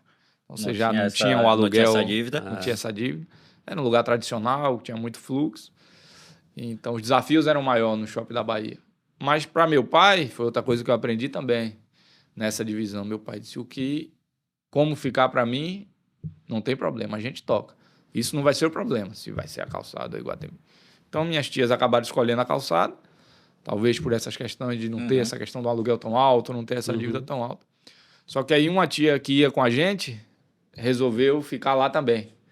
Então, acabou que a gente ficou sozinho nessa unidade do Shopping da Bahia. Então, esse foi o primeiro ponto da empresa familiar, foi essa separação. E nessa transição, vocês viraram a Clivale mais. Exato. Ou continuava só como Clivale? Eu não me lembro de cabeça quando a gente botou esse nome. A ideia já era ter alguma coisa que diferenciasse. Porque como eram gestões completamente distintas, eu não achava que fazia sentido a gente continuar com o mesmo nome. Agora, abrir mão também do nome Clivale, claro, uma empresa extremamente tradicional, uma marca muito forte. E conhecida por várias gerações, né? 70 anos ali já. Não tinha como abrir mão. Então, ficou Clínicas Clivale e Clivale Mais, que é a nossa, que hoje está no Shopping da Bahia, Shopping Paralela e Parque Shopping. Então, são as três unidades nossas. A gente só, vamos dizer, cuida dessas três aí. Então, essa foi a história da minha introdução na Clivale e dessa separação que foi em 2003, quando cada um seguiu o seu rumo. E aí, Adriano, nessa transição foi quando você se movimentou para crescer o bolo, né? Então, conta um pouquinho desse cenário que você estava, né? Da situação de uma empresa endividada, uma empresa que ali tinha grandes desafios para se resolver, mas que você enxergou a oportunidade de expandir e tornar o que a Clivale Mais é hoje, né? E aí depois aí você contata essa virada, né? Essa virada de jogo que também foi a venda, né, para a Redditor. Tá. Quando separou, eu aí ganhei um cargo de estagiário, eu ganhei logo direto, eu já fui de estagiário para gerente administrativo. Foi um primeiro desafio assim, eu tinha 23 anos, eu me lembro muito bem. Agora pense em um ambiente onde você devia aos médicos, trabalhava lá na época talvez 70, 60 médicos, você devendo a eles, e lhe apresenta um novo gerente com 23 anos, com a cara de menino. E eu fui assim, meu pai tinha muito isso assim, se vire. Não tinha negócio de sentar, ó, sua função é essa aqui. Não teve um Você... processo de sucessão, Não, treinamento, foi tipo, teve você negócio... quis? Toma aí agora. Né? E outra coisa, eu acho que esse processo sucessório, do jeito que eu passei, não é o melhor. Eu acho que, de fato, se a gente estrutura isso, hoje, se eu tivesse a oportunidade de voltar no tempo e decidir como seria feito, eu acho que você pode muito bem estruturar isso aí. Fazer de uma forma onde a pessoa que está chegando, primeiro, passe em todos os setores da empresa ali, conheça cada um, execute mesmo, não é conhecer, passar o dia aqui, não. Você vai ser recepcionista, vai passar um mês aqui de recepcionista, você vai passar um mês no call center, você vai passar um mês na compra, você vai passar um mês no faturamento. Não tem como a pessoa não ter uma visão da empresa como um todo se você tem a oportunidade. Agora, quando eu falo é fazer a função, não é sentar ali e ficar olhando, você faz o quê? É um programa de trainee ali, né? Dentro do próprio negócio. Se pudesse estruturar, eu teria feito assim comigo. Mas, como não foi, mas assim, eu estou dizendo assim, o ideal, né? Mas se a pessoa não tendo isso, eu acho que tem que fazer mais ou menos na linha que eu fiz mesmo, seguir desse jeito que eu acho que é o que... Então, quando eu comecei com esses desafios, né, de uma empresa endividada, com 23 anos, devendo a médico, e aí eu tive outra coisa que eu não posso deixar de falar. O gerente que tinha na época disse assim, rapaz, eu vou sair, que esse barco vai afundar, eu vou... Antes que afunde. Antes que afunde, eu vou sair. E chamou um outro cara que entrou comigo, que é Pedro, que está comigo até hoje, é meu braço direito. Eu acho que não tem esse empresário que não precisa de uma equipe para vir junto, trazer esses caras para perto, crescer junto com você. Então, esse nome eu dou com todo orgulho, Pedro. É um cara que está comigo desde os 20 anos lá, que ele entrou e a gente foi junto. Mesma coisa que eu fazia, Pedro ele fazia. É diferenciado. Eu tive a oportunidade de Do conhecer mesmo Pedro jeito que eu fazia, ele vinha comigo. Eu vou contar depois uma história rapidinho de uma outra empresa que meu pai me jogou assim e eu vou... Essa é engraçada. E ele vinha comigo, o gerente disse, rapaz, pule fora, eu vou pular fora, bora comigo. Ele disse, não, eu vou ficar. E me contou. Eu disse, não, rapaz, tenha calma, a gente vai organizar. Vamos. E veio um cara de mercado, e na época ajudou muita gente também, era um pouco mais... tinha mais experiência que eu, que foi uma coisa que eu acho que foi legal também, veio ele, eu e Pedro. Então, tipo assim, era a cabeça ali, eram nós três. Então, como a gente fazer para sair? Aí, primeira coisa que a gente tem que... é ter conhecimento claro da situação. Então, é uma coisa que eu sempre busquei muito, informação. Você não tem como administrar nada se você não souber o que está acontecendo, de onde vem o dinheiro, de onde sai o dinheiro, para onde vai, o que está perdendo. Então, foi a primeira coisa, um mapeamento, né? Do que está, qual é a real situação que você está. Não adianta querer administrar, eu acho que o que vende mais é não sei o quê. Eu acho que o que dá mais resultado é o setor de oftalmologia. Eu acho... Não tinha negócio de achar. Vamos ver o que está acontecendo. Esse foi o primeiro passo. Segundo passo, quem é nosso principal fornecedor de serviço? Os médicos. Sem médico, você não tem atendimento. Então, vamos dever o mundo, mas não vamos dever os médicos. A outra, me lembro claramente as decisões que a gente tomou na época. Parece com uma história que a gente conhece, né? Eu disse, não vamos dever a médico. O médico tem que acabar o mês, ele tem que receber o dele, porque se ele não tiver confiança ele que vai receber, ele começa a querer sair, começa a querer dar turno em outro lugar. Então, chamei o shopping, disse, minha situação é essa aqui, não tenho como pagar, meu planejamento é esse aqui, eu vou resolver dessa forma e acerto sua vida desse jeito. Então, o cara também do lado de lá vê uma luz no fim do túnel. Sim, você está dando outro ponto importante. Né? Você deve a alguém, você sentar comigo e dizer, Adriano, a situação é essa, eu vou fazer isso aqui para resolver, vou ter resultado a partir de tal data. O cara diz, porra, legal, o cara compra o plano com você ali de resolver o problema. Então, é outra coisa que a gente tem que pensar. Você deve, bicho. Converse, explique sua situação, avise, busque caminhos. Só dever, tô devendo e deixa lá devendo e cada um que se vire. Porque assim, a gente tem que até tirar um pouco esses tabus, né? o empresário que achar que ele vai entrar no negócio e ele não vai dever, Pois é. ele tá vivendo no mundo De Alice. sabe? Então, assim, ele precisa ter claro que é natural que ele vai ter um problema de fluxo de caixa, ele vai ter um desencaixe ali, uma inadimplência. Pois é. Da mesma forma que você está devendo, pode Outra ser alguém pessoa te deve. devendo. No caso lá, Então, tinha convênio que devia também. eu acho que o mais importante é justamente isso. É o empresário ter a consciência de, tipo assim, cara, devo, não nego, mas eu vou alinhar como é que eu vou pagar. E aí eu vou sempre deixar o cara assistido, vou dizer como é que eu posso fazer, que foi o que você fez. Porque se o cara faz conta, isso aí é importante para quem está ouvindo a gente, numa situação dessa, se o shopping ele faz conta, ele ia fazer conta do seguinte, pô, eu vou judicializar isso, Pois tem custo. Eu vou abrir uma ação de despejo. Procurar outra empresa para assumir. Eu vou procurar aqui, outra não empresa sabe para se vai assumir, achar. porque não vai ficar infraestrutura, o cara vai tirar tudo. Tem E custo. você tem um risco da inadimplência da outra empresa. Aí ele fala assim, cara, eu vou ficar com esse imóvel aí parado 6 meses, 7 meses para poder colocar alguém de novo. Quanto é que eu tô deixando de ganhar aluguel? Tem custo. Então, quando o cara faz conta, ele faz, cara, se ele tá me dizendo que ele vai me pagar, o que ele tá usando, ele tá continuando, ele tá abrindo uma nova linha de crédito comigo, ele tá me devendo. Então, ele vai me pagar o que ele tá usando e agora o que ele tava me devendo.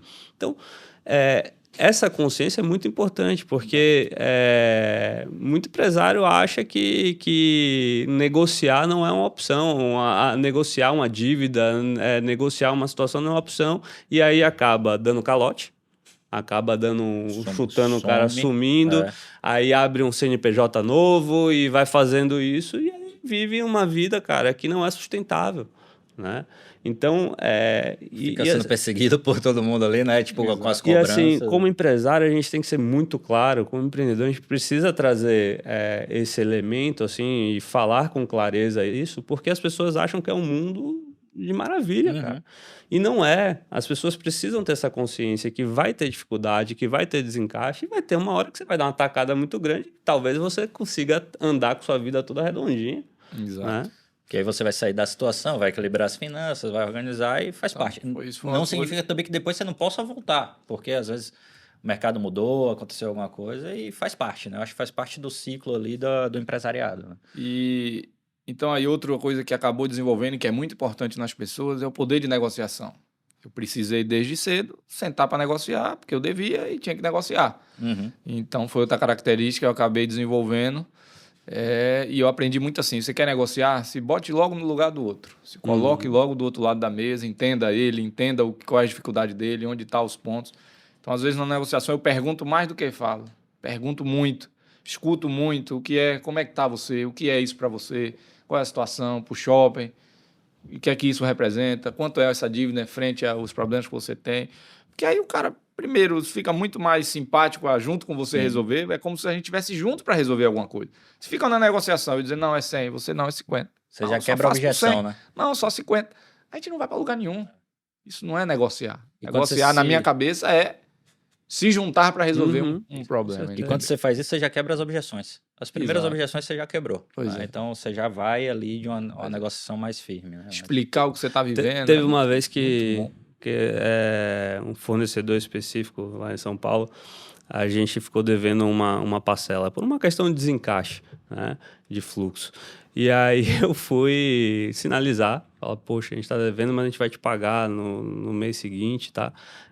Só encaixando aqui, tá organizando. Queria te pedir desculpa por isso, me perdoa. Não queria que isso acontecesse, a gente vai regularizar. Cara, a resposta que eu tive foi assim... Ô, João, se todos os meus clientes fossem assim... pedir desculpa, dar um prazo... Porque minhas broncas que eu tenho aqui são muito maiores. Que bom que você vai pagar. Obrigado, viu? Obrigado que você vai pagar. Então, às vezes o cara está enfrentando um problema muito maior. E aí você vai, traz uma palavra ali de conforto pro cara, falar, fique tranquilo que eu vou te pagar, viu? Tô aqui, ó, eu te devo, mas vou te pagar. Você muda, você traz uma confiança na relação, né? O cara vai saber, pô, João eu posso contar. João eu posso assinar aqui com ele que ele vai chegar lá e vai honrar a palavra dele, né?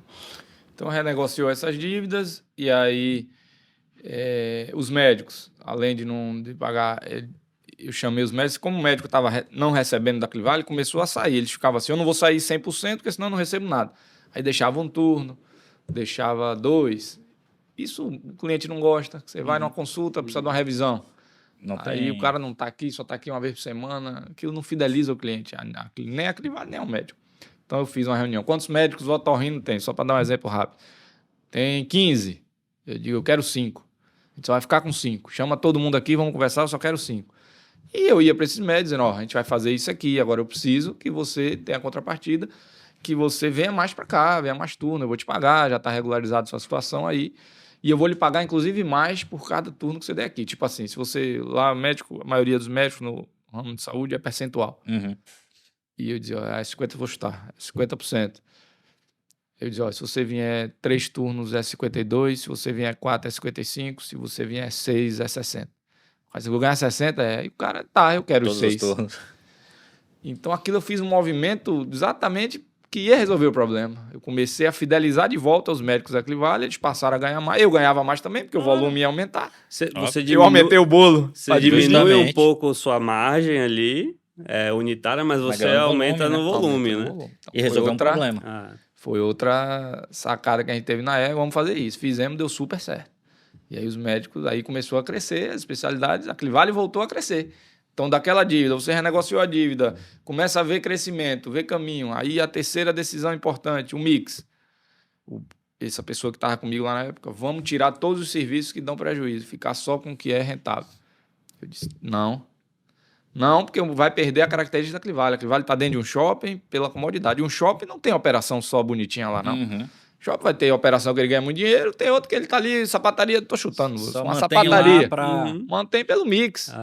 Ele não cobra. A própria D7 é um exemplo. Para que o cliente encontre tudo ali. Eu com certeza não vou pagar o que paga uma loja no mall do shopping por metro quadrado. Mas o fluxo que você traz Agora, de o aluno, de gente que está consumindo outras perfil coisas do beach lá. tênis é muito bacana. Exatamente. Não, e é isso, é o que Então você eles falou. enxergam. Então a mesma coisa eu fiz para Clivale. Mix, é comodidade. O aluno que está ali na D7, ele vai na Clivale, ele vai numa loja, Vai, ele almoça, vai numa praça, a gente vê eles e almoçarem, tal, leva e o filho, vice-versa. vai, larga o filho no cinema. Coisa que você está falando, Adriano, fica claro o seguinte, né? E aí traz um pouco do elemento do esporte também.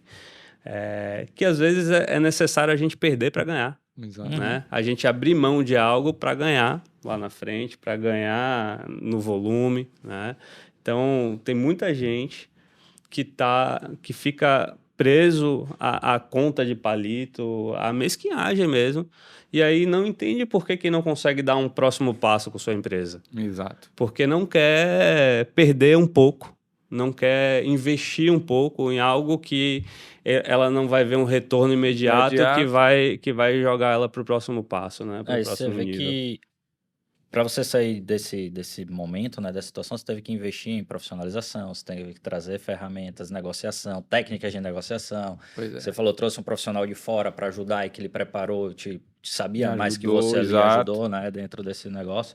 Então, faz parte dessa reestruturação, né, e profissionalizar as empresas, trazer mais essas técnicas, né. Hoje, eu acho que até para o momento, né, futuro, que foi a venda ali, né, não sei se total ou parcial, você vai trazer isso para a gente, né, da clínica para a rede, né, que vocês fizeram a negociação. Foi feito um processo mais estruturado de profissionalização dentro da clínica?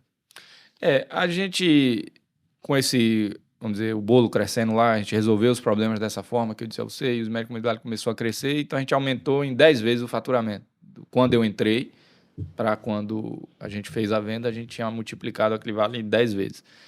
Então eu brincava com meu pai, dizia, tá vendo o bolinho que você disse que não podia dividir, comer, né? Ele agora é 10 vezes maior, agora eu quero comer um pedaço eu quero a parte dele aí. Eu quero a minha fatia também.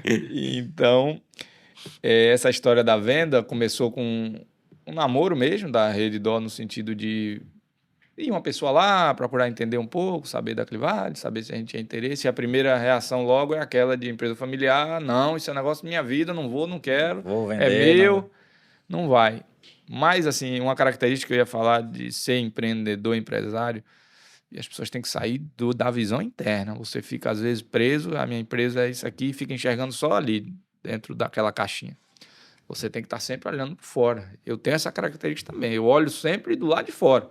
Dentro a gente vai arrumar pelo que eu estou enxergando lá fora, o que está acontecendo no mercado, como é que as coisas estão, para a gente moldar internamente para se adequar ao que está no mercado fora. E eu via claramente a consolidação no mercado, claramente para mim, vários grupos entrando, comprando, vamos dizer, várias. Foi a época na saúde que estava, acho que todo mês Teve saía muito processo de aquisição, de M&A. E aí eu disse a meu pai, meu pai, a gente não pode ficar só não. Um negócio que cada dia está mais concentrado. Você é uma clínica isolada aqui, o outro tem um hospital. Na época eles já tinham 40 e tantos hospitais no Brasil. E comprando. E você, não vou vender, não, vou ficar aqui com o meu negócio só para mim. Vai ser engolido, provavelmente. Como é que vai? E um negócio que tem uma característica do negócio de saúde, que o cliente, ele não é seu, porque ele depende, 90% do atendimento da Clival é plano de saúde. Então, tipo assim, o plano de saúde pode olhar para minha cara amanhã, não atende mais Sul América, não atende mais Bradesco aí. E aí? Então, é uma característica do negócio de saúde. Se você não tem um sócio grande por perto para te ajudar, pode ser um problema de fechar a empresa. Né? Eu disse, rapaz, não, tem que vender. Tem que vender. A ideia não vendemos todo, vendemos 51%, que foi uma condição que eles colocaram depois, mas que eles abriram capital, então para eles era importante consolidar balanço e tal, então foi 51%. Mas a gente fez algumas condições no negócio, de eu continuar na gestão. Então, de fato, passa a ter alguns cargos a mais e tal, mas assim, foi muito tranquilo. Eles realmente deixaram a gente bem... Estruturou o conselho. Isso, fez o conselho, porque agora como SA, a Clivale virou um SA também, então foi mais estruturado, mas na prática não mudou muito a nossa forma de gestão, porque eu acho que eles acreditam no modelo que a gente faz. Eles, tem um ambulatório, que é a visão de uma rede DOC, que tem muito hospital, ela tem os ambulatórios como captação para cirurgias, para procedimentos mais complexos, vamos dizer assim. Então, eles não têm muita visão de ganhar dinheiro, de ter resultado no ambulatório.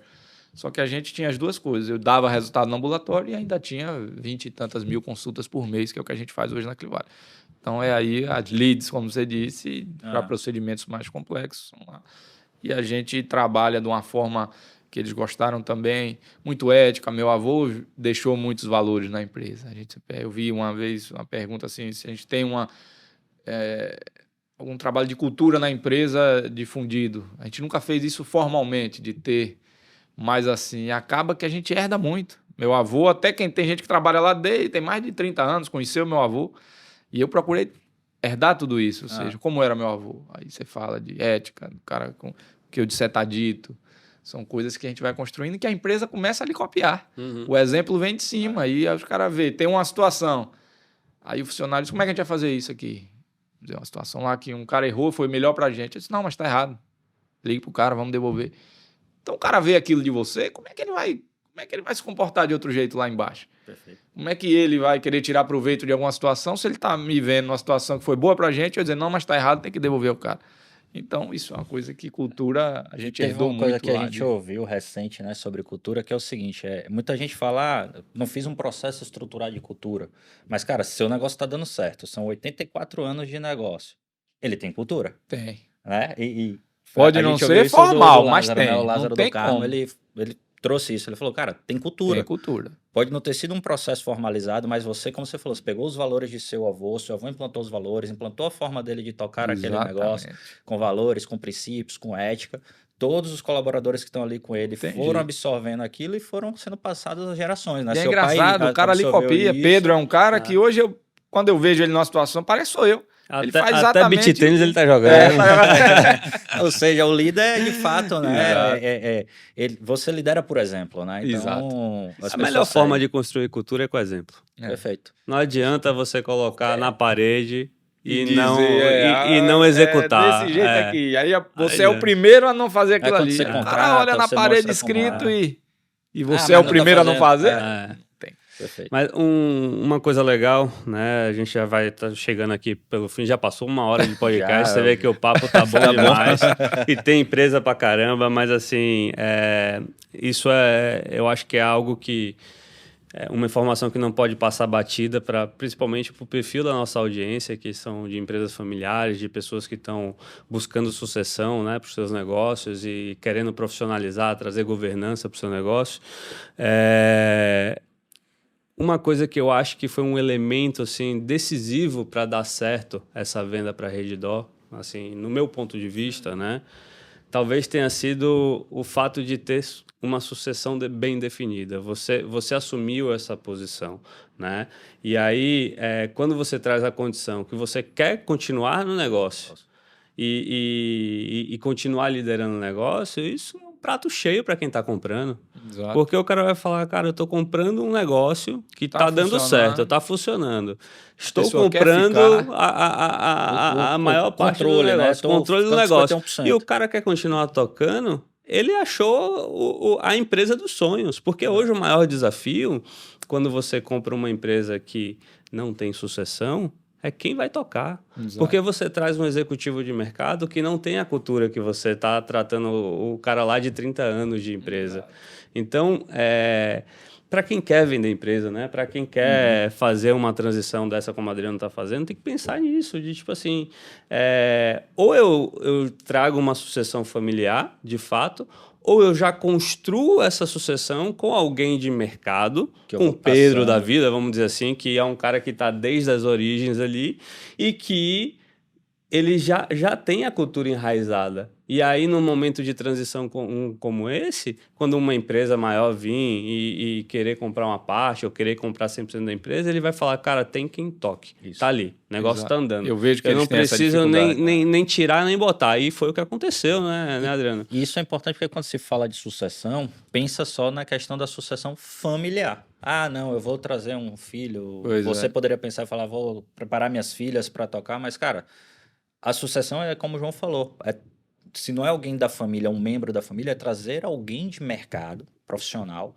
para que seja formado, seja preparado para ser a continuidade daquele negócio através ou de um M&A que você vai ter toda uma estrutura de uma empresa que normalmente vem mais robusta com a governança, ou a própria família criar uma governança, criar uma estrutura para que ela possa tocar esse negócio através de um conselho de família, através de uma estrutura que a gente traz aqui no legado, que é a família empresária, onde a família vai ser a controladora, vai direcionar as estratégias, mas você tem profissionais de mercado e pessoas tocando esse negócio e direcionando para onde ele deve ir com base no direcionamento da família, né? Com certeza. Então, isso que você falou realmente é muito importante, principalmente nesse processo de uma venda, né? de uma fusão. Porque a gente já acompanhou isso, né? Você comprar um negócio onde você comprou e do dia para noite não tem ninguém, a transação ela mia, ela não vai. E assim, né? Normalmente o cara vai pedir que você fique 2, 3 anos ali tocando. E se ele entende, como o João falou, que, pô, você quis continuar, ele fala, cara, pelo amor de Deus, o cara vai continuar tocando isso aqui e o negócio é bom. Ou seja, você acredita no seu negócio tanto que você quis vender e quer continuar. Eu posso falar por experiência própria. O nosso grupo já fez alguns M&As aí e alguns deles não tiveram sucesso porque não tinha quem tocasse. Porque o fundador não ficou, a sucessão não quis ficar. Então, a gente comprou empresa de transporte que não durou 6 meses, a gente perdeu os contratos. Porque quem tinha relacionamento era o cara lá. Então, isso você vê como que até para quem está na posição de comprar, né, de investir no negócio, ele precisa ter essa consciência também, de que não adianta só comprar por comprar, porque o negócio fatura bem, porque o negócio tem cliente. Porque, às vezes, o negócio ainda está muito atrelado à pessoa. Né? Com certeza. E eu acho que um dos maiores desafios de uma empresa familiar é justamente tirar esse peso das pessoas. Né? Hoje, não tenho dúvida, que Adriano é um vetor de crescimento para que ele vale mais. Mas dentro da sucessão que ele já vem construindo, das pessoas que ele vem treinando dentro da Clivale, ele consegue. Se ele um dia quiser sair e tocar outro negócio, eu não tenho dúvida que a Clivale vai continuar andando porque ele tem pessoas que já se portam como ele. Né? Então, foi pensado. Você não tá deixando acontecer um evento, uma questão de saúde ou uma questão de, pô, não tá mais aqui ou o cara não quer estar mais trabalhando. Você está prevendo o que pode acontecer. Você tá trazendo previsibilidade para o seu negócio, evitando que um dia você não tenha alguém para dar continuidade no negócio. E isso serve até para novos negócios. Porque eu vou lhe dizer assim, eu já tive também experiência de eu fazer um negócio que começou bem pra caramba, mas tudo dependendo de mim. Foi um aplicativo de começar a fazer leilão no WhatsApp de cavalo. Sim. Deixa eu criar uma plataforma que você bote o vídeo, eu bote tudo, faço. E, porra, Zap Horse o nome. Lancei, caramba, todo mundo doido. Porra, que negócio sensacional e tal. Só que eu tinha outros negócios. Eu tenho a ideia, fiz, executei, arrumei quem desenvolvi, entreguei a ele as telazinhas como tinha que ser, tudo direitinho. Só que eu não me preocupei em ter alguém Para tocar esse tocar. negócio. Então comecei a ficar sobrecarregado. Chegou uma hora que é um negócio novo, que ainda está engateando. Você cheio de problema cá para resolver dos seus negócios Que principais. já são os principais, né? E acabou eu abandonando uma coisa que, poxa, me deu trabalho para fazer, teve uma aceitação ótima e eu não tinha ninguém. E eu aprendi com isso também. Você não pode, se você como empreendedor quer negócio, quando você pensar no negócio, pense quem vai estar ali do seu lado para tocar aquilo ali. É um investimento a mais que você faz, porque eu ia ter que pagar alguém para estar Às ali, vezes mas ou você paga e investe, Ou traz um sócio, entendeu? Ou traz um sócio. que vai ser Eu complementar. podia ir e que numa vai resolver leiloeira isso. e trazer de sócio, que é o negócio do cara já é esse. Então Exatamente. eu já levava a conhece, né? ferramenta pronta e disse, ó, velho, é aqui, vamos fazer junto e tal. Exato. E aí acabei querendo eu mesmo dar conta de tudo, só fiz ficar sobrecarregado. E chegou um dia que eu disse, ó, deixa isso pra lá.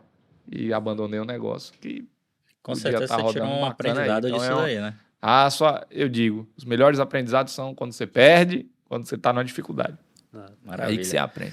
Cara, como o João falou, né? A gente já passou aqui de 1 hora, vai para 1h15 aí de. Mas é um papo legal, com podcast. certeza. Daria mais 1 hora tranquilamente Com aqui certeza de tem muito bate-papo. conteúdo e quem tá ouvindo vai gostar muito, né, desse podcast. Você já trouxe aí pra gente, né? Bastante conselho, bastante coisa, né? Mas conteúdo durante todo o processo de realmente conselho. A gente tem até uma pergunta que a gente faz que é um momento reflexivo, né? De tipo assim, poxa, qual conselho você daria? Mas eu acho que já foram tantos que não precisa nem a gente ir para esse, senão pode acabar repetindo, mas fazer uma pergunta, né, qual é o legado que você gostaria, né, de deixar, né, Adriano?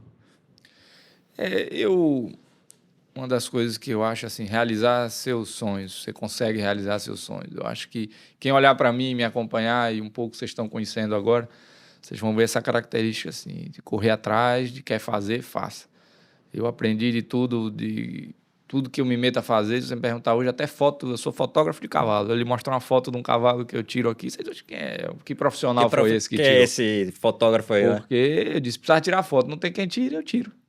E assim eu fiz. Então, um legado, eu acho assim, é que primeiro as pessoas têm que querer um sonho, realizar um sonho, agora correr atrás. Porque eu acho que o difícil, as pessoas falam muito, eu quero. E tá fazendo o quê para conseguir?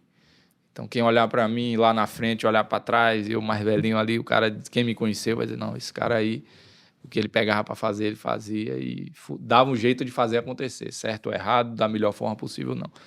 Então, eu gostaria muito de dar experiência. Eu tento fazer isso com quem está ao meu redor. Contribuir com essas pessoas. Eu vejo um cara que tem um sonho ali, eu disse, velho, você quer? Quer. Bora aqui, eu vou te ajudar. Agora você precisa fazer isso. Aí muitos, às vezes, saem. No sentido, quando ele vê que ele não vai receber a pagar o preço, né? E o esporte lá é isso na aí. frente, daqui a muitos anos, a gente vai botar na lápide lá, aquele que fez. Pois é. Então, eu acho que o legado seria esse aí, a pessoa correr atrás, agora pagar o preço. E aí, o do esporte, você fala, tem 5 anos ali, você, além de empresário, você tá ali. Eu treino todo dia. Treino todos os dias. Não tem um dia na minha vida que eu não acordo 6 horas da manhã e vá treinar. Então, é isso que as pessoas têm que ver, que as coisas só acontecem para quem faz. Você ficar sentado, me ajude a realizar meu sonho. Não se mexa não, fique esperando o sonho cair do céu. Às vezes as pessoas ficam presas querendo fazer algo perfeito. Não, eu vou planejar. Que eu aprendi. Eu já e fui não perfeccionista, executa. mas aprendi a não ser. Executar, Já fui. executar Mas bem. executar é melhor do que ser perfeito. Aí depois você melhora. Depois você executa melhora. e vai melhorando no Exatamente. processo. Aí eu aprendi também. Cara, a gente faz aqui no podcast, né? Eu sempre fecho o podcast com um resumo das principais lições do episódio. Eu Vai fiz dar a quase um página texto inteira aqui. aí, velho. A gente aprendeu Eu vou muito. selecionar alguns aqui, né, para poder fazer esse resumo para quem está ali. Mas um você falou agora, eu acho que é pagar o preço, né? Então, o empreendedor, o empresário ou qualquer pessoa, para conseguir o que ela quer, ela tem que aprender a pagar o preço. A persistência e a consistência, né, do que você trouxe aí. Capacidade de execução, né, para que realmente possa tirar as ideias do papel. Mais uma das lições das longas aqui que a gente teve com o Adriano. Uma que eu acho bacana, que muitos empresários não têm essa visão, mas é fazer negócios de longo prazo, né? Às vezes a pessoa faz um negócio e quer de imediato tirar ali o resultado, quer ver aquele resultado, mas você fazer um negócio para longo prazo, pensando lá na frente, realmente traz o sucesso, né? Então a gente vê isso em vários exemplos, né? É, ativo tem que ter ROI, né? Eu acho que esse aí é um dos que a gente é adepto e eu acho que todo mundo deveria trabalhar isso, né? Poder de negociação e um que eu acho bem interessante que é o olhar para fora, né? Como você falou, pô, a gente, enquanto empresário, muitas vezes está tão imerso dentro do negócio, né? Fica ali imerso nos problemas, tentando resolver, tentando melhorar, mas esquece de olhar para fora e ver o que está acontecendo no mercado. E Exatamente. muitas vezes, na verdade, na maioria das vezes, as melhores soluções, né? O que faz o crescimento é a gente olhar para fora. Né? Então, eu acho que essa é uma lição que todo mundo deveria ter, né? É o que a gente fala assim, você se afasta, tem aquela visão holística do seu negócio, olha como é que está o mercado e vê o que, é que você pode trazer para melhorar. Muito bom. Então, cara, é isso. A gente queria agradecer muito, Adriano, Muito bom por ter você você ter aqui. tá aqui com a Eu acho que gente. esse é só o primeiro, depois ele vem contar outras Com empresas que ele certeza, já porque pegou, vão ter- ficou faltando ainda ficou emprego, Tem mais aí. ficou faltando chapa, jornal. Depois a gente faltou acho que vai ter chapa. que Fazer um fazer episódio um mais lá na novo. frente. Até porque vão ter outras lá na frente, provavelmente. né? Obviamente, mas foi um prazer, Adriano, te receber Valeu. aqui, né? Eu já conheço muito da sua história, a gente é amigo, nossa família tá sempre muito próxima, nossas filhas se escolheram, né? São amigas, são besties, né? Então, São parecidos? são super parecidas. E são parecidos? Fisicamente muito parecidas. Então, para mim é um prazer ter você como amigo, te receber aqui, né, para poder ouvir ainda mais um pouquinho do detalhe da sua história e agora fazer com que isso seja disseminado. E aí, através hoje da tecnologia, das redes sociais, a gente consiga divulgar, né, uma história tão bacana e que com certeza deve ter conectado com muita gente aí. Inspiração, né? É realmente uma história muito boa. Eu acho que vai servir de inspiração para muito empresário, muita gente que está no processo de sucessão, tanto quem está criando a sucessão como quem está entrando ali, né? Um menino mais novo que está entrando no negócio da família. Muito obrigado mesmo por compartilhar a sua história. Obrigado, velho. Obrigado a vocês aí. Parabéns por esse trabalho. Como você falou, João, eu vejo você também muito como eu, cheio de negócio, cheio de ideia, cheio de coisa. Então a gente se identifica muito nesse sentido. E acho que esse trabalho de vocês de levar conhecimento, acho que isso aí é uma coisa que não tem preço. Ou seja, você dividir com as pessoas que estão vivendo momentos às vezes parecidos com o que você viveu e poder contribuir de alguma forma. Eu que agradeço. E estou às ordens aí. Que precisarem, estamos aqui. Até a próxima. Até. Valeu. Valeu.